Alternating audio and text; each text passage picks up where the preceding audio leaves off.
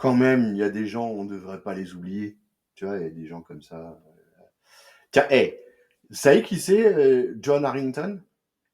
John Harrington. Eh ben, c'est l'inventeur de la chasse d'eau, ma couille. Eh ouais, grâce à... Alors, genre 16e siècle ou 15e siècle, je sais plus.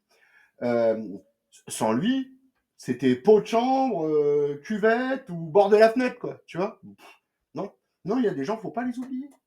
Il y en a une qu'il faut pas oublier. C'est Karen Berger, la maman de Vertigo.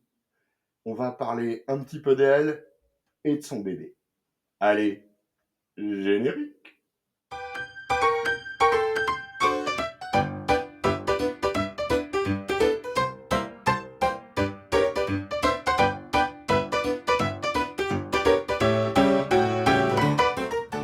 Alors, mais qui c'est ça? Mais qui c'est ça, Karen Berger? Eh ben, c'est juste une des plus grandes dames des comics. Juste, vous voyez. Tina Robbins, Flo Steinberg, voilà, des mêmes niveaux. Et j'en oublie, hein, et j'en oublie bien sûr. Mais elle, Karen Berger, on peut dire que les comics n'auraient pas la même gueule sans elle. C'est clair et c'est net, hein, pour le coup. Alors, pourtant, à la base, la meuf, elle est pas, ça l'intéresse pas plus que ça, les comics. Limite, elle en lit pas.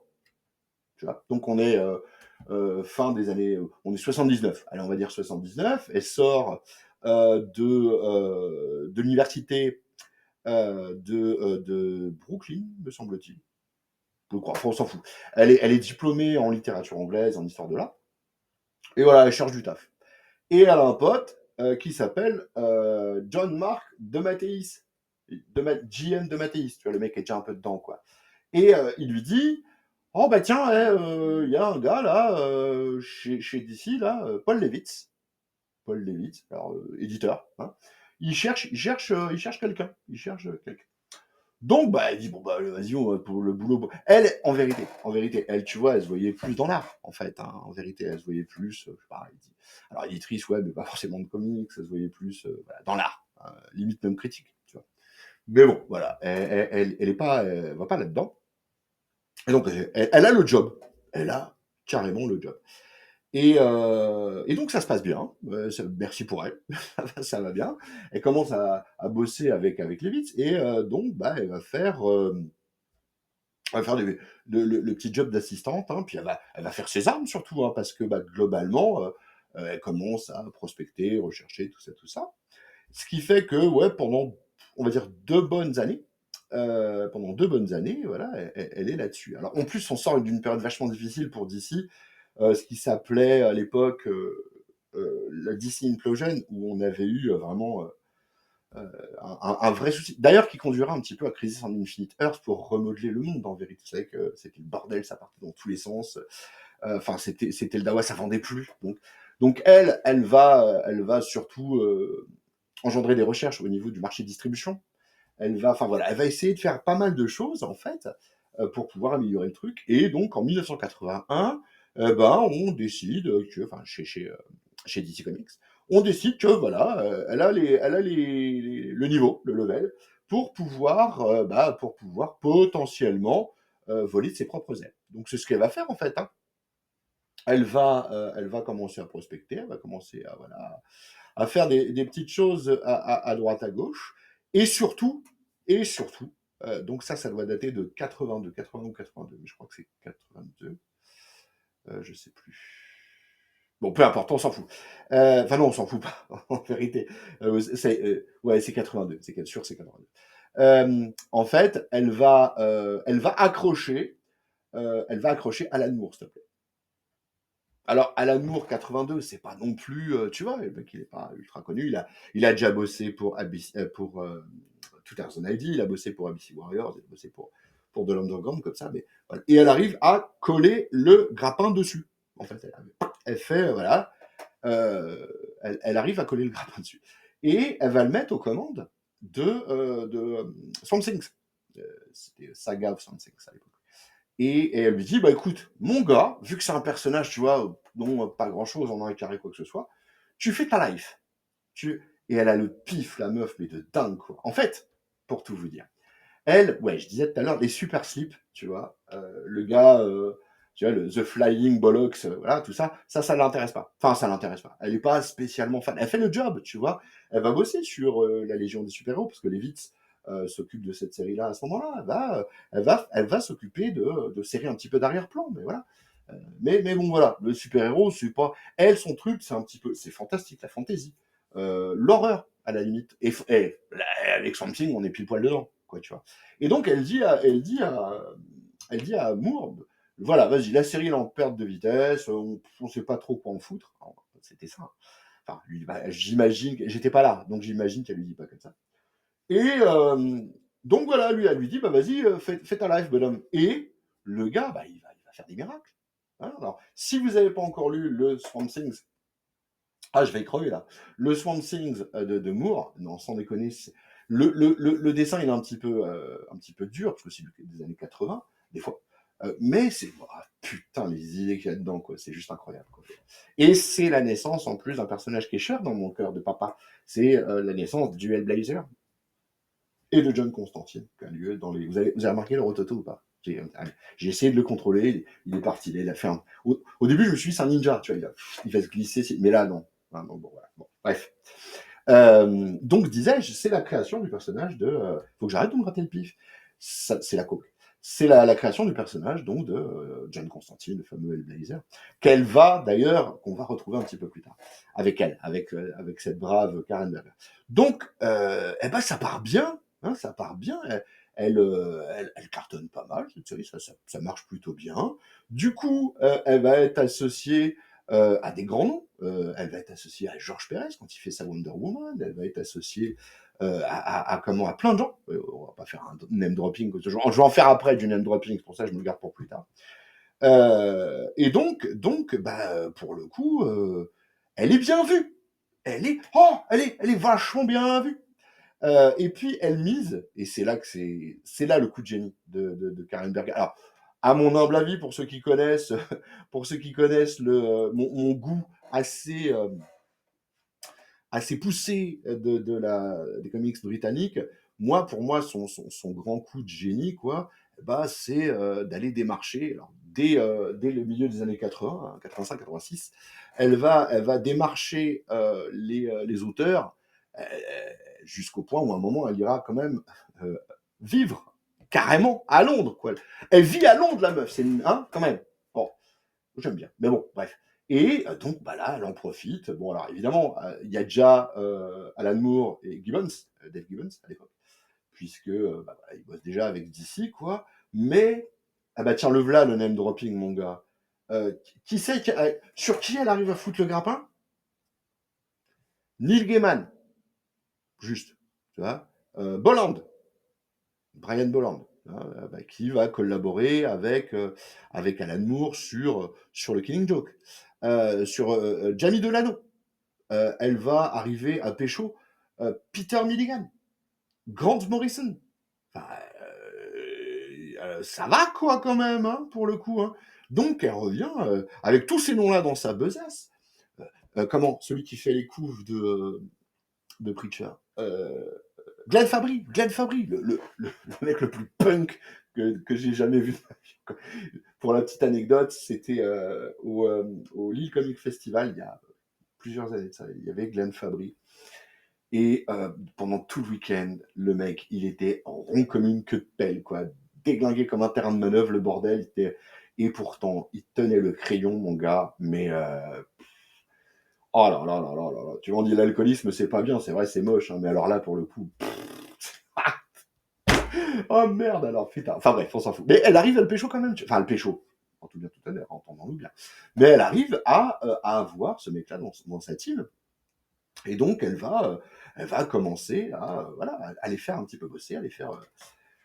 Et puis ça marche, quoi. Ça marche bien. Hein, c'est vraiment. À tel point que, début des années 90, donc, elle va tomber enceinte. Eh oui, elle a une vie sexuelle, Madame Karen Berger. Elle fait pipi et tout. Elle va au wawa. Des fois, ça sent pas la rose. Hein, donc voilà.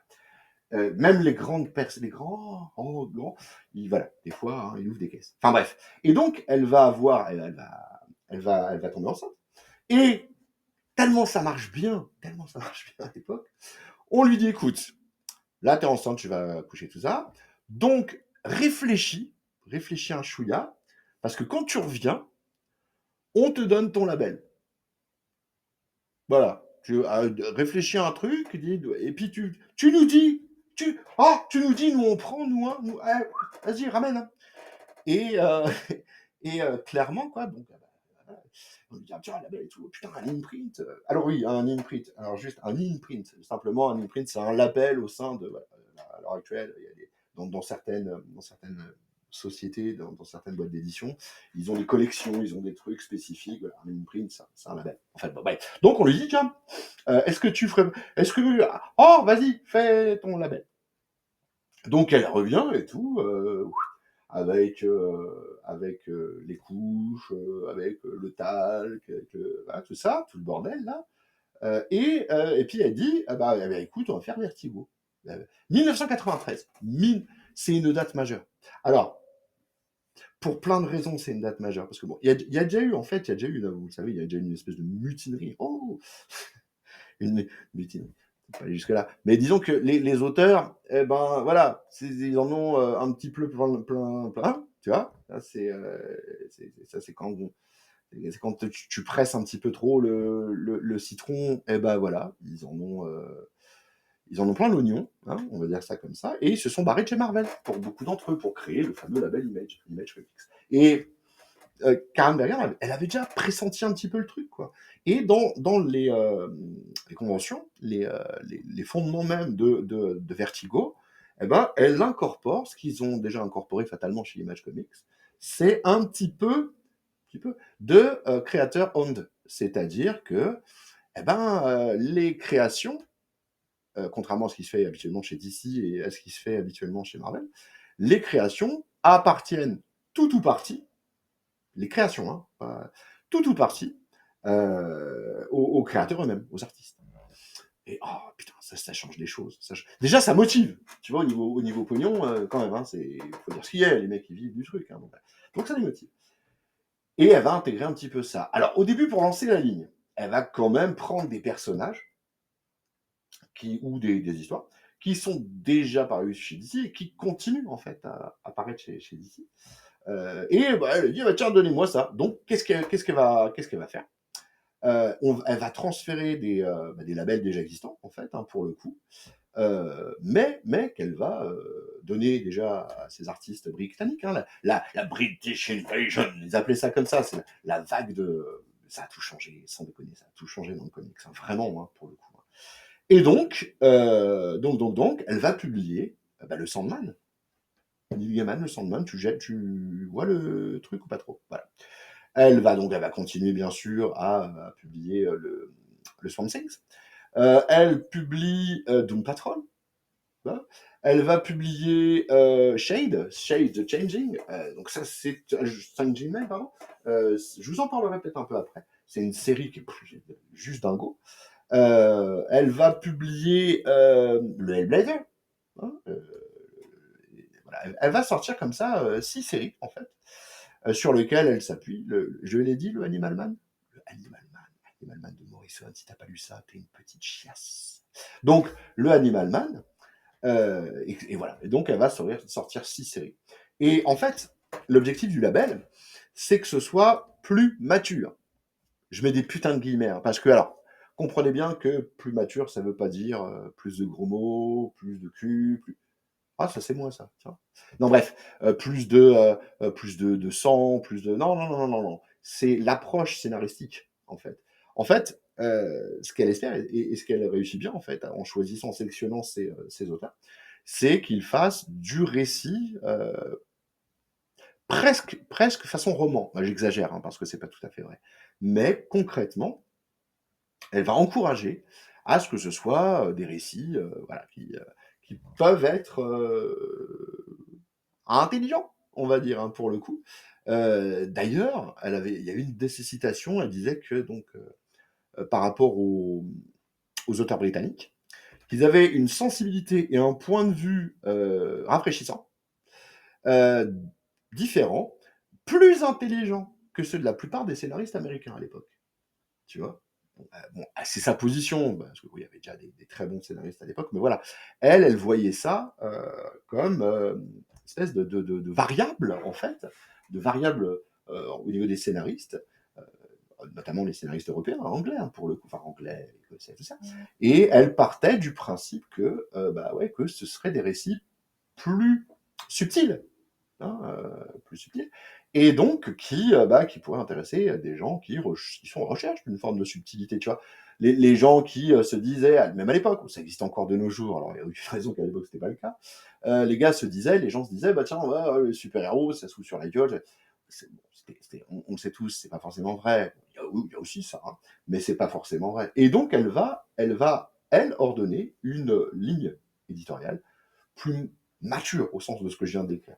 Ça la différencie un petit peu de Image d'ailleurs. Hein. Et pas con la gonzesse, pas con. Parce que Image, on va pas se cacher, tout le monde à mon époque, hein, les gens qui ont vécu la naissance d'Image et qui ont lu les parutions, on était comme des dingues. Mais voilà, les séries Image, à de très rares exceptions à l'époque, et c'est du gros bourrinage, hein, franchement. Hein. Il y a Spawn qui sort un petit peu du lot, il y a de Savage Dragon. Putain, quand est-ce qu'il s'est dit de Savage Dragon en France, sans déconner, quoi. Mais des trucs comme j'adore ça, hein, Wildcats, Cyberforce, Gen 13. On peut pas dire que c'était la finesse incarnée, le machin, tu vois. C'était bon, voilà. Et ben elle décide d'aller dans le sens de la finesse. Hein. Elle décide d'aller vers, pour le coup, ce qui pourrait intéresser un public peut-être un peu plus exigeant en matière scénaristique. Et ça marche. Mais ça marche du feu de Dieu ma couille. Mais alors, oh, sans déconner, tu vois, tu mets Monica Bellucci dans un bordel, l'IQ elle fait 4 km, on est d'accord, et bah pareil, voilà, même machin. Et concrètement, ça va sous-entendre que ça viabilise carrément le modèle. Hein. Ce qui fait que, elle va gentiment, tranquillou bilou, engranger d'autres séries. Alors, des séries qui, au-delà de celles que je viens de préciser, vont majoritairement être finalement soit des interprétations de personnages déjà existants, comme Black Orchid. Black Orchid, putain, qu'est-ce que c'est bien, Black Orchid. Si vous trouvez Black Orchid, moi je l'ai trouvé, il y a pas, je sais pas où il est, bon, dans le mur. Bref, je l'ai trouvé, le truc, je l'ai payé 5 balles, 5 balles, putain, et ça commence bien, l'héroïne meurt, pouf, direct. Et voilà, non, c'est très très bon Black Orchid. Si vous avez la possibilité, allez-y de ma part. Enigma, Kid Eternity, des choses comme ça. Des séries qui sont... On fera un tour, un de ces quatre, de ce bouquin. Je vous montrerai un peu ce bouquin-là, c'est l'encyclopédie Vertigo. Elle est valable jusqu'en 2008. Et oh là là là là, bordel de merde. Qu'est-ce que c'était bien, qu'est-ce que c'était bien. Bref.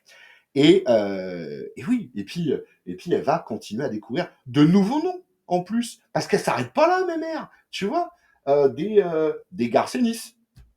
Garcenis quand même. Hein, c'est pas Joel Clodo, Garcenis, tu vois. Bah, après, on peut se dire que ouais, Garcenis, pour le coup, Garcenis, oh, j'ai du mal à parler. Ouais, il doit beaucoup à qui le connaîtrait. Tu vois, à part les gens qui kiffent un petit peu, qui kiffent un petit peu la BD anglaise, Garcenis, hein, personne ne connaîtrait ce mec-là. On passerait à côté d'anthologie, quoi. On passerait à côté de Preacher, on passerait à côté. Tu vois le truc. Bon, c'est assez dingue pour le coup, hein, tous les Blazers, etc. On a des gens qui vont rejoindre le label comme Warren Ellis, Warren, Transmopolitan Ellis.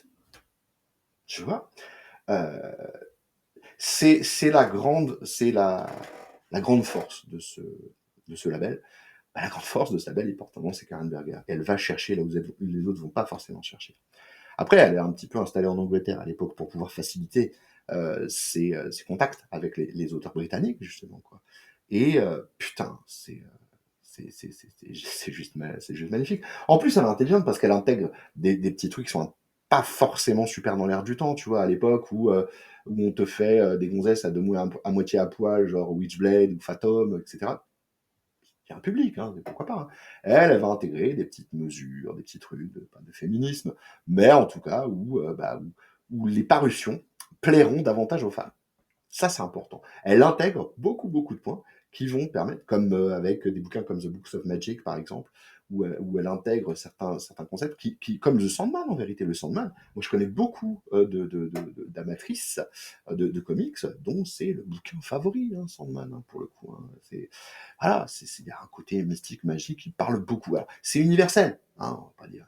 Mais elle laisse la place, à une époque où c'était pas forcément le cas, elle laisse la place à des récits qui ont une certaine sensibilité, une certaine subtilité, et ça déchire. Et les femmes, eh ben voilà, elles commencent à mettre un petit pied dedans, hein, les mémères, elles se disent, ah tiens, dis donc, dis donc. Donc voilà, ça claque plutôt bien, et encore une fois, alors je vais pas faire du name dropping, mais voilà, c'est des séries comme Transmed, je l'ai déjà dit, et un peu plus tard dans les années 2000. Alors, elle va se tourner un petit peu plus aussi vers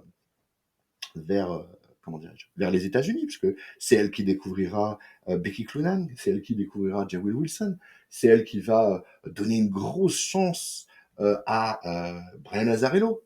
Euh, voilà, enfin, je veux dire, cette femme-là, elle est fondatrice, quoi. Elle est fondatrice. Et elle va, euh, elle va apporter cette richesse qui va complètement décaler d'ici par rapport au reste, en fait, finalement. Par contre, elle met un point d'honneur à dire bon, les crossovers avec mes persos, moyennos quecos. Alors évidemment, les personnages qui sont déjà issus d'ici, style Animal Man, Stitch from Six, ou même Sandman, eh ben ouais, effectivement, on va avoir de temps en temps un héros d'ici qui se pointe. Mais pour les autres univers, bah, clairement, elle dit laissez-moi dans mon coin, laissez-moi gérer mon bordel. Et voilà. Et ça aussi, c'est quelque chose d'intéressant parce que on peut très bien se fixer sur une série, puis voilà, suivre cette série, puis n'avoir besoin de rien d'autre. Et à une époque où les crossovers, pardon, mais que ce soit chez Marvel et DC à l'époque, putain, mais il y avait que ça, quoi. Il y avait que ça. Autre chose, à la fin des années 90, quand la bulle spéculative. Alors, je rappelle brièvement pour ceux qui ne savaient pas, fin des années 90, on a tellement voulu faire de blé sur les comics que ça se casse la gueule. En fait, il y a eu une vraie spéculation, enfin, il y a eu une vraie recherche à la spéculation. C'est-à-dire qu'en gros, Marvel comme DC d'ailleurs publiait le même numéro 1 avec des couvertures variantes à plus savoir qu'en faire, et tu avais des gens qui achetaient des dizaines et des dizaines, des centaines quelquefois d'exemplaires du tel numéro 1 parce que ils se disaient putain attends Action Comics là numéro 1 des années 30 bah, il se revend à plusieurs milliers voire millions de dollars, donc bah, on va faire pareil, on va attendre un petit peu, c'est un investissement machin, mais couille, c'est pas du tout comme ça que ça se passe. Et bah, justement, le système, je ferai peut-être une vidéo là-dessus, le système va craquer, littéralement. Et puis Marvel, par exemple, ils sont à ça, mais à un poil de cul d'abeille, mon gars, de la banqueroute, hein, vraiment. Hein. Ce qui va les sauver, c'est le rachat de certaines licences aussi moches, hein, ni plus ni moins, hein, si on va pas. Donc elle, par contre, Karen Berger et le label Vertigo, ben voilà, elle, non, non, mais non, parce que elle fait pas de variant cover, elle fait pas de trucs comme ça, tu vois. Elle s'inscrit dans une gamme peut-être un peu plus chiadée. Alors ça fait super élitiste, mais voilà, c'est comme ça. Et donc clairement, bah, elle, son label, il vend toujours, quoi. Il vend. Alors évidemment, il y a le contre-coup, hein, on va pas se leurrer, hein, ils vendent un peu moins, mais c'est sans commune mesure avec ce que vont se prendre les autres dans la gueule, clairement, hein, pour le coup. Hein. Et bah ouais, elle va aborder les années 2000 tranquille, pépère, j'ai envie de dire. Enfin, peut-être pas à ce point-là, mais elle a déjà un nom. Elle a une collection qui marche du feu de Dieu. Ça va, ça va. Ça va un peu se gâter, hein, et on va expliquer un peu pourquoi. Donc voilà, ça aborde les années 2000, tranquillou bilou, et avec toujours le même mode en fait hein, de production, c'est-à-dire grosso modo laisser de la liberté aux auteurs à fond les ballons, leur permettre d'avoir une participation non, là, à leur propre production, hein, donc créateur owned ou presque, enfin, c'est un peu plus compliqué, hein, c'est pas du image non plus, hein, mais voilà, ils arrivent à avoir un petit peu de blé sur ce qu'ils créent, voilà, et ça attire.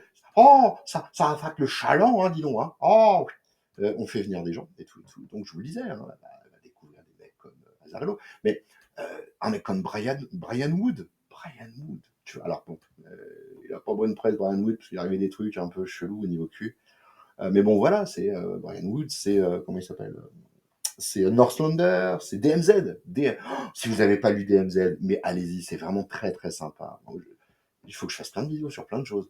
Plus je fais, tu vois, plus je parle de Vertigo, et plus je me dis attends. Ça va être chaud, ça va être chaud. Donc concrètement, elle va donner sa chance à Brian K. Vaughan, euh, Y, le dernier homme, hein, Why the Last Man, tout ça. Voilà, on va pas partir dans le truc, mais elle va faire des séries. Et la grande force, et ce qu'elle fait vachement bien, enfin ce qui est vachement bien chez Vertigo, c'est que quand t'as une, parce que les séries ont une fin. Eh oui, au niveau des ongoing, c'est voilà, c'est une maxi série, des méga séries si vous voulez, tu vois, genre Preacher, etc. Mais globalement, voilà, c'est fini, c'est fini. Hop, hop, fini caca, torchage de fion, hein, petit doigt là où il faut, et roule ma poule. Eh ben, ils sont, chez Vertigo, ils sont, ça, c'est quelque chose auquel elle tient pas mal quand même. Et donc voilà, elle va. Ça fait qu'il y a ouais, beaucoup d'auteurs qui sont vachement motivés, qui balancent des putains de séries. Fable de Milligan, s'il te plaît. Fable. Oui, c'est Willingham. Milligan, sérieux. Willingham. Ouais, c'est. Oh là là là. Bon, bref. Et donc, pendant ces années 2000, même là, il y a des trucs qui vont sortir, qui sont devenus cultes. Hein, le Scalp de, de, de Brian Azzarello, voilà, des choses comme ça. Et c'est sa grande force. Il y a une série qui se termine, et bing, t'en as une deuxième qui commence, paf dans ta gueule, et tu vois, Preacher s'arrête, bam, Transmétropolitane. Oh, putain, Transmét. T'as oh, ta gueule, Transmétropolitane, qui se termine, et bam, elle te colle, elle te colle du Fable, etc. Enfin, c'est du génie, cette femme, enfin, et son équipe, elle est certainement pas toute seule, mais c'est du génie, c'est du génie. Et tout cela, bah, bon train, c'est tranquillou, sauf que ça va changer un chouïa. Ouais. Les années 2000, ce sont des années au cours desquelles le cinéma en termes d'adaptation des comics, bah, ça va prendre de plus en plus de place. Et chez DC, on se dit, dis donc, on n'est pas con de faire un peu de pognon, hein, quand même, un petit peu. Hein. Et, euh, et en fait, ça les emmerde, la direction de DC. Alors, je crois que c'est déjà Didio, peut-être pas encore, Dan Didio.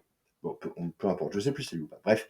Et donc, bah, la direction, hein, et c'est, oh, ce qu'on va faire, c'est on prend un truc suffisamment évasif pour ne froisser personne et puis pour quand même être dans le vrai. Donc la direction de DC, il y a deux choses qui les emmerdent. Il y a plusieurs choses qui les emmerdent. D'abord, le fait que les personnages créés bah, appartiennent en partie à leur créateur. Ça les emmerde parce que ça veut dire que s'ils veulent faire une adaptation, eh ben, ils sont contraints, ils sont pas libres. Tu vois, ils veulent faire une adaptation du Superman, les droits c'est à eux, Batman, les droits c'est à eux, vas-y, roule ma poule. Mais ils veulent faire une adaptation de Transmet, j'aimerais bien, alors ça ce serait chelou, mais bon bref, Transmetropolitan ou Preacher, eh ben, c'est plus compliqué, parce que non seulement il faut pouvoir avoir les encombres habituels que l'on rencontre dans les adaptations, mais en plus il faut en référer à à des auteurs qui vont avoir bah, fatalement leurs propres exigences, si ce n'est que financières, tu vois. Bon, après, ils en ont un peu rien à branler quand même, puisqu'ils font Watchmen, qui est une œuvre d'Alan Moore. Alan Moore, il est contre, il dit, on n'en veut pas, moi je veux pas qu'on, tu vois, Watchmen, enfin, fait pour Vendetta, tout ça. Bah, lui, il est pas d'accord au début, hein. Eh bah, il s'en battent les couilles, il s'en battent les steaks, mon gars, mais alors, Mouse, et voilà, ils vont, voilà, évidemment, parce que ça, justement, ça leur appartenait, finalement, ces productions-là, Watchmen et les Fort Vendetta. Donc, dites-vous bien que quand il s'agit de gros récits qui pourraient être portés à l'écran et qui pourraient intéresser le public, en tout cas les publics, Et ben d'ici, oh putain, merde, quand même, fait chier. Et il commence à remettre en cause ces bâtards. Il commence à remettre en cause le mode de fonctionnement de Vertigo. Et donc, et notamment dire, ben non, ça nous appartient finalement, les personnages, enfin ceux que vous créez à partir de maintenant, et puis vous allez être payé au forfait comme tous les autres. Tu fais un job, t'es payé pour le job, et puis après, les retombées, c'est pour nos culs. Euh, en bref, il déglingue littéralement les bases de ce qu'avait fait Karen Berger. Progressif, hein. Alors, il y a des préliminaires. Il y a des préliminaires. Il toutouille le poil pulien, et puis il descend un peu, tout ça. Mais ils y vont quand même. Tu vois. Et le but, c'est d'avoir les doigts qui collent. Et ça commence à faire son chemin. Tant et si bien que, après moult discussions un peu franches, on va dire un peu musclées, comme on dit, eh ben, il va arriver au label Vertigo la pire chose qui pouvait arriver.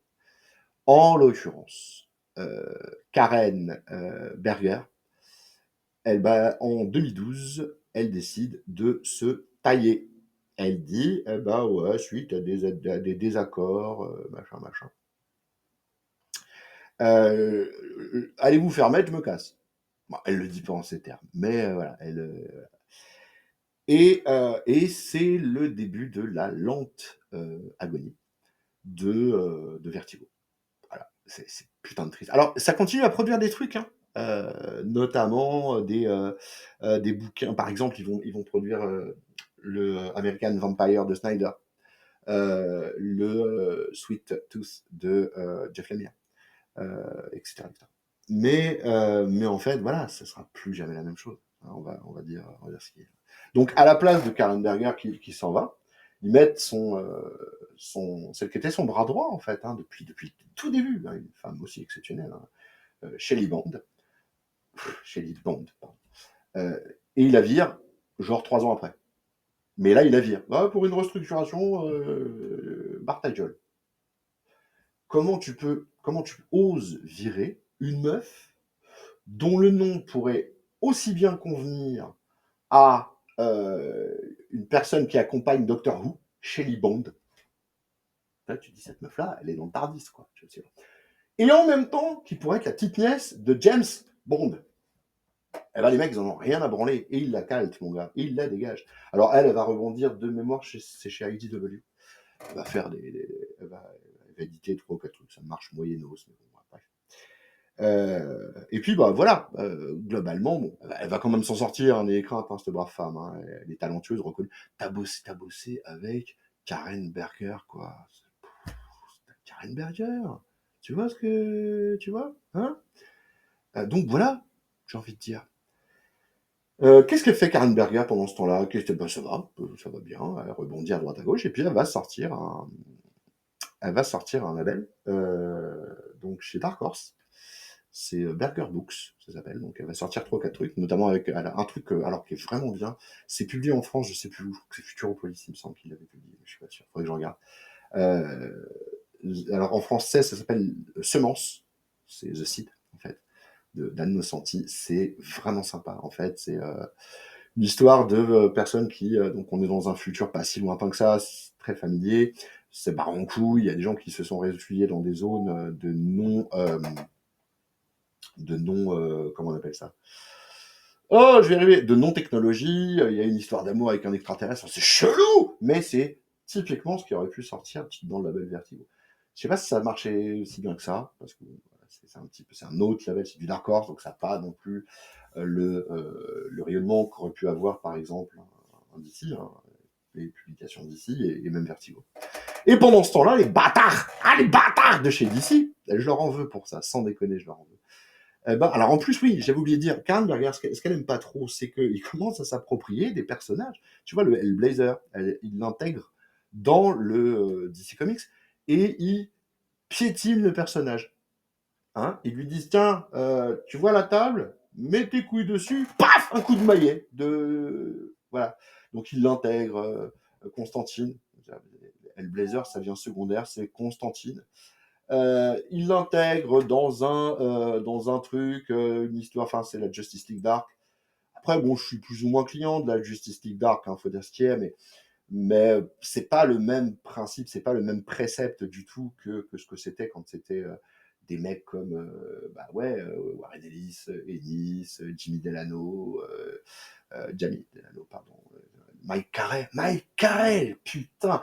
Non, vraiment, quand on a des gens comme ça qui ont travaillé sur cette et qui font un personnage vachement sombre, c'est une ordure, mais il a ses faiblesses, il est vachement humain en fait, c'est ça qui est intéressant.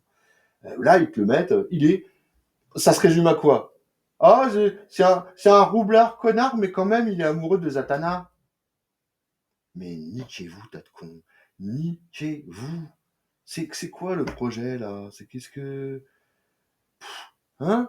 Donc ça, Karen Berger, ça l'a fâché. Hein. Je suis désolé, j'ai fait une je vais faire un mur en arrière, parce que ça me paraissait important de le dire.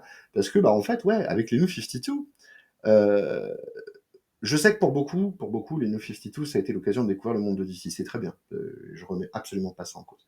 Par contre, dans ce New 52, il y a quand même des choses qui ont été faites c'est franchement de la merde, quoi, sans déconner. Putain, quoi, tu vois. Euh, les séries qui s'en sortent. Alors, moi, j'ai des séries préférées dans le New 52, comme tout le monde. Hein, et c'est le Swamp Thing et le Animal Man. Alors, respectivement, c'est Snyder Lemire. Attends. Snyder. Ah, je sais plus. Je crois que c'est Lemire qui fait Animal... Non, c'est Lemire qui fait Animal Man et Snyder qui fait Swamp Thing. Et en plus, les deux séries se croisent sur les dernières parties de l'histoire. C'était très très bien. Et ça aurait pu être, putain, ça aurait pu être du Vertigo, bordel de merde, quoi. Sauf que, voilà, ils s'amusent, ils jouent.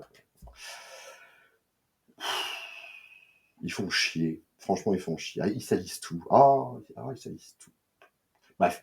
Alors, ils vont essayer de relancer le Vertigo parce qu'ils se disent bien qu'ils ont fait une connerie et que, bon, peut-être qu'on va faire genre 2018-2019, un truc dans ce goût-là, ils essayent de relancer, mais voilà, c'est pas comme ça que ça se fait, hein, mon bon monsieur. Hein, c'est pas en claquant des doigts et puis en se disant, bah tiens, on a qu'à faire ça que ça marche. Il faut du talent, il faut du Madame Berger, hein, parce que là, ça marche pas. Hein. Enfin, en tout cas, pas comme il l'entendrait, ça c'est certain. Euh, ouais, enfin, on s'en aperçoit. Il y a même J.H. Williams III qui dira, je crois, sur Twitter, il va dire Comics needs Karen Berger. Vous voyez, ils sont en dépression totale, quoi. Et oui, que les comics ont besoin d'elle. Et bon, fin 2020, il y a une restructuration, Xème restructuration chez DC. Et donc, ils disent, bon, ce qu'on va faire, c'est qu'on veut que 3 gammes maintenant, hein, pour le coup. Alors, on a eu quand même le temps de laisser faire Sheriff of Baghdad, de laisser We Three, enfin des titres comme ça, parmi les meilleurs titres, même à iZombie, qui était pure série par Allred. On aura laissé ça le temps de voir ce que ça dit, mais en vérité, voilà, on va dire, on change un petit peu, il faudrait changer les choses. Et puis c'est là qu'on voit que DC commence à plus trop se mouiller les couilles dans la fontaine, parce qu'il y a des choses qui vont être donc vertigotisées, qui vont placer sur ce qu'on appelle le Dark Label, hein, qui était censé être la continuité de ça. Mais, alors, ceux qui connaissent un petit peu les comics, ils le savent, le Dark Label, ça va être plusieurs scandales, deux notoirement, un plus que l'autre. Tout d'abord, Batman Damned, où voilà, il y a la Bat-Ziquette, quoi. Hein, et, dis donc, pour une bite, s'il te plaît. Il y a une tub, voilà, des dizaines et des dizaines de trucs. Oui, il y avait du cul, hein, un petit peu, hein, dans Vertigo, des fois, ça arrivait, hein, c'est comme ça. Et puis, personne n'a fait un scandale. Mais là, oh là là, disons, le zizi de Batman. Voilà. Donc, d'ici, voilà. Et puis, il va y avoir l'épisode, donc, du Retour du Messie. C'est Second Incoming en VO. Un bouquin de Mark Russell. J'ai fait une review là-dessus. Un bouquin de Mark Russell, en fait, où, voilà, globalement, c'est Dieu, il n'est pas content de ce qui se passe sur Terre, il n'est pas content de Jésus, et puis il envoie Jésus prendre des cours, faut dire ça, auprès d'un super-héros, l'équivalent d'une espèce de Superman. Et dis donc, ma caméra, elle a bougé. c'est chaud. Et voilà. Et là, avant même, écoutez bien, avant même que le bouquin sorte, t'as des ligues de connards, de cutéreux, de mes baloches, de saloperies de Cubéni, qui, oh là là, Dieu, blasphème, blablabla. Bla, bla, bla. Eh ben, DC décide de pas publier, s'il te plaît. Alors, ça sera publié quand même, hein, le bouquin de Marc Ossage chez Aoi Comics, qui est c'est une petite boîte qui prend des risques et qui est très très bien. Mais voilà, ça, c'est significatif, putain. T'imagines, avec ce même mode de pensée, cette façon de faire, mais Preacher, mais jamais. Transmettre, mais jamais. Sandman, jamais. Tu vois, si on laisse, pardonnez-moi, je vais être vulgaire, mais avec ces empaffés de ligue, de bienséance, de catholique de mes couilles, là, comme il y a bien aux États-Unis. Mais alors, je dis catholique de mes couilles, mais ça vaut pour tous. Hein, je veux dire, là, au niveau religion, ceux qui me connaissent savent où je me positionne. Hein, de la merde. Donc, concrètement, si on laisse ces gens-là influer sur la ligne éditoriale, ben, ça y est, le label, il est mort. Le label, il est mort. Et le label est mort. Voilà. 2020, c'est l'annonce. Voilà, DC veut faire du DC Kids. Alors DC Kids, c'est jusqu'à 12-13 ans, je crois.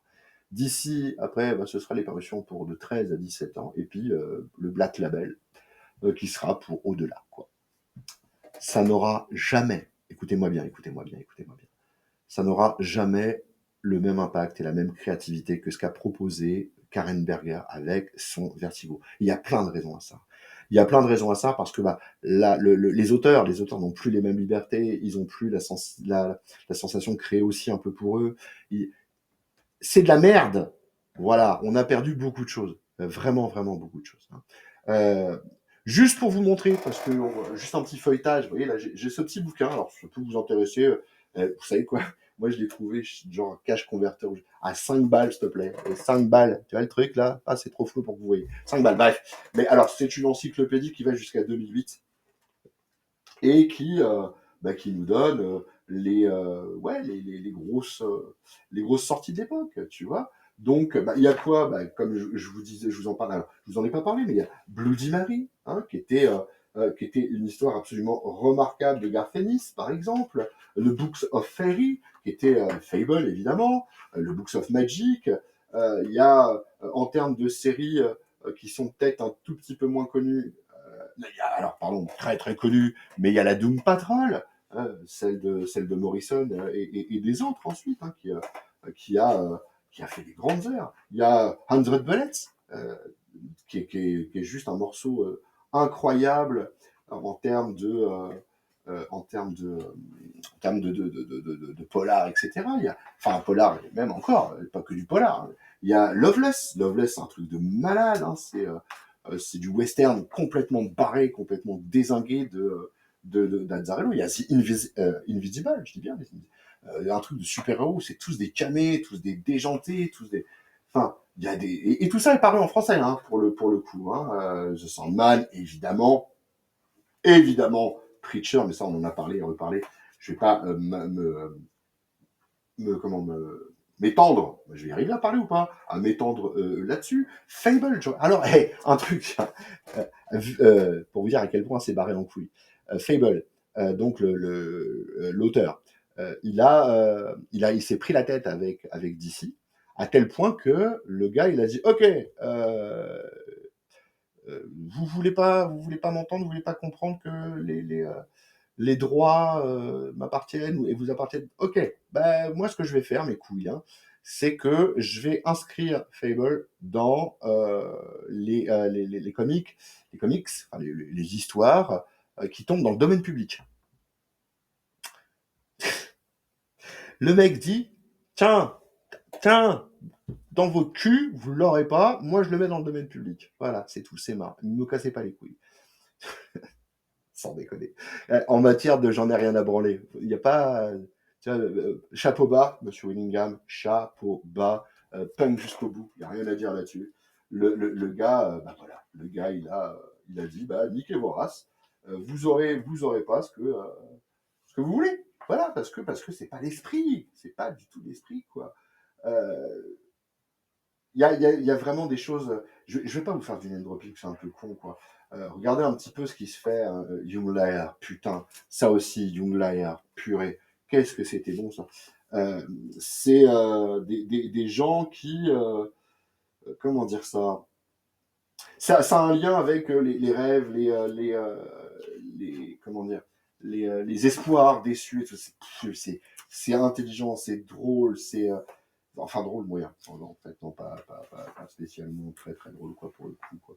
Mais voilà, j'essaierai de faire en fait une vidéo où j'essaierai de vous recenser les titres Vertigo, enfin certains titres Vertigo qui m'ont moi bien marqué.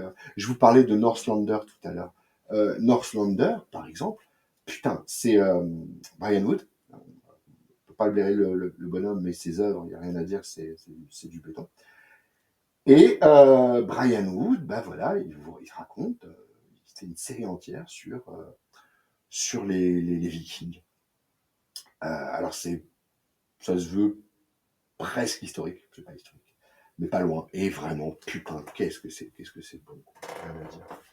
Urban a repris quand même pas mal hein, de titres Vertigo. Et ils sont pas cons, ils savent bien que c'est super qualitatif, quoi.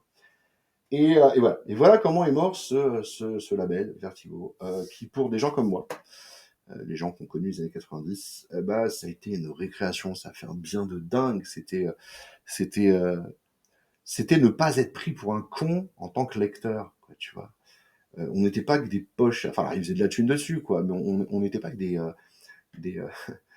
des vaches à lait, tu vois. On ne prenait pas pour un con. Il y avait une série, elle était finie, elle était bien, ça y est, c'était complet, au revoir, monsieur, dame, et bisous, à bientôt. D'ailleurs, Urban, ils font pas mal de trucs là-dessus, hein. Quand ils font leur pocket, là, c'est beaucoup de Vertigo, quoi. Franchement, voilà, j'avais envie de vous parler de ce label, j'avais envie de vous parler de Madame Berger, alors qui, depuis, encore une fois, a rebondi. Elle a sa propre maison d'édition, tout ça. Cette femme est brillantissime. On lui doit beaucoup. On lui doit beaucoup. Chaque amateur de comics devrait avoir à la maison un petit hôtel, avec des bougies, de l'encens, des fleurs, ce que vous voulez. Un développeur de pénis suédois à côté. Faut que ça fasse Preacher un petit peu. Hein, tu vois. Et en honneur de cette femme, parce que c'est une des femmes qui a été la plus grande artisan de ce qu'est le comics aujourd'hui. Indéniablement. Voilà. Donc je voulais parler d'elle. Je voulais parler de ce label pour l'importance qu'il est. J'espère que... Alors, là, je viens de m'apercevoir que ça fait limite presque une plombe que j'en parle. Et j'en ai pas dit la moitié de ce que je voulais en dire. Alors, il est possible que sur ce que j'ai fait là en termes de name dropping, parce que je comprenais bien que j'ai pas spécialement de temps de faire série par série, là sur cette vidéo en tout cas, je ferai certainement juste un dossier Vertigo, enfin des vidéos spéciales Vertigo, où je vous parlerai de certaines séries particulières. Commencer par DMZ, parce que je suis en plein dessus. J'ai vu un film au cinéma qui s'appelle Civil War, et DMZ, c'est ça. Enfin, autre chose, mais voilà, c'est le même principe. Donc voilà, je vous balancerai des titres comme ça sur Vertigo, que moi j'ai aimé, qui pour moi sont fondateurs, qui sont même cultes, contrairement à toutes les merdes qu'on nous vendra, ou nous a vendues, et qui seront jamais que du liberté. Enfin, alors attends, pardon, parce que je veux pas faire mon connard, il y a beaucoup trop de connards chez les youtubeurs et même chez les vlogueurs qui te disent c'est de la merde. Non, ce que fait DC, ça a certainement une certaine valeur, il sera de la valeur pour les gamins et pour les. Voilà. Et c'est du divertissement. Voilà, c'est tout ce qu'on demande, très bien, et merci monsieur Lab. Sauf que, bah voilà, si tu recherches autre chose, si tu recherches du culte, c'est comme à notre époque, hein, il y a des récits à notre époque qui n'ont pas passé le mur du culte, hein, c'est certain. Hein. Voilà, faut remettre les choses à leur place hein, pour le coup. Mais ça, Vertigo, vraiment, c'est quasiment presque que des récits. Voilà, si tu veux citer un récit inoubliable de ces 20 dernières années, il y en a, allez, sans déconner, 8 sur 10, c'est du Vertigo, quoi. C'est du Vertigo. Voilà. Donc voilà, si vous avez l'opportunité, il y a plein de choses éditées en français. Je ferai, encore une fois, plutôt qu'une vidéo sur Karen Berger, je ferai une vidéo sur Vertigo, sur des séries, enfin des vidéos, sûrement sur les séries Vertigo, comme ça. Histoire que vous sachiez où mettre les patounes. Voilà, mes petits loulous. Et puis, bah, qu'est-ce qu'il me reste à faire? Ah oui! Allez, bisous,